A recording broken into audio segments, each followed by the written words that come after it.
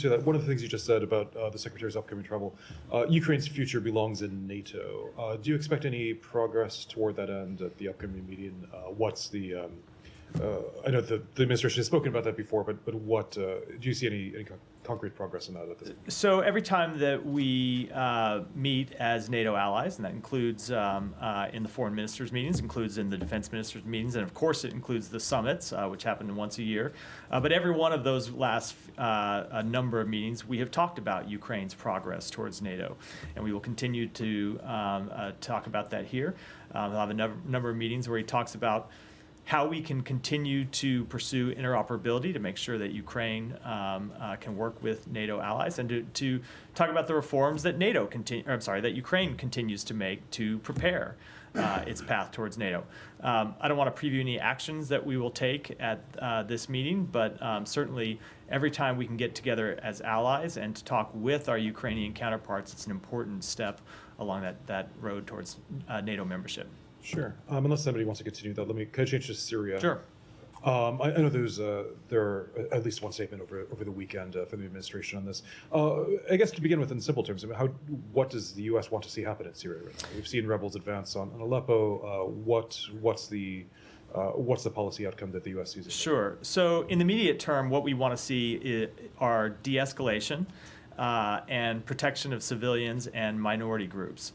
But our overall policy remains the same, is that we want to see a serious and credible political process to end this civil war once and for all, with a political settlement consistent with United Nations Security Council Resolution 2254. As you know, Sean, that resolution calls for a process facilitated by the United Nations where the Syrian regime and the opposition groups would negotiate a path forward for Syria. It's important that that path be Syrian-led and that have a process that ultimately leads towards elections. That's what we want to see over the long term, but in the short term, we want to see a de-escalation of the situation and protection of civilians.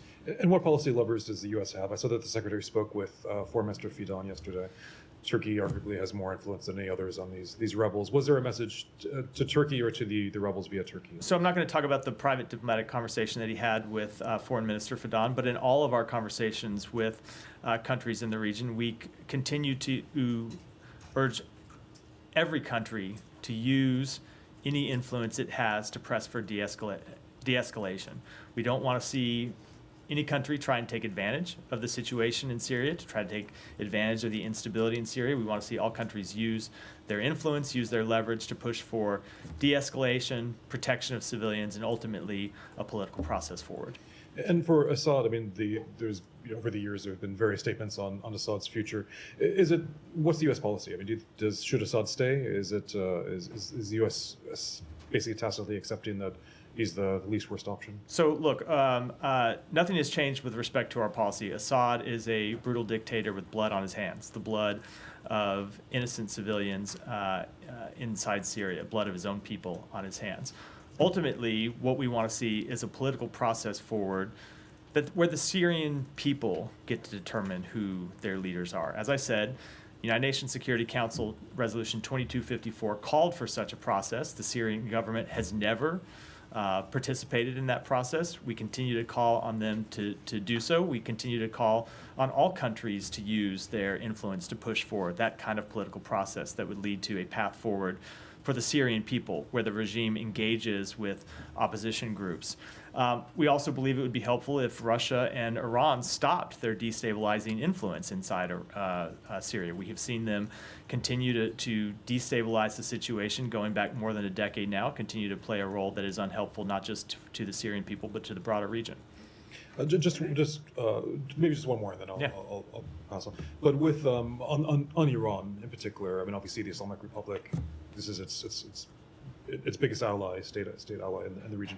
Does the U.S. want to have any sort of break? Does it see that as possible, a break between Assad and the Islamic Republic? And has there been any dialogue or any offers to try to further that goal? So certainly we want to see Iran stop the destabilizing influence that it has inside Syria, because we're not talking about diplomatic relations between Syria and Iran when we talk about the nature of that relationship. We're talking about Iran continuing to to fund and to arm and to back attacks on the Syrian people, something that they have done for some time, in the same way that Russia has done. So we want to see Iran's destabilizing influence in Syria and in the broader region curtailed. We don't object to diplomatic relations between countries. What we do object to is the destabilizing influence that Iran plays in Syria and across the broader region.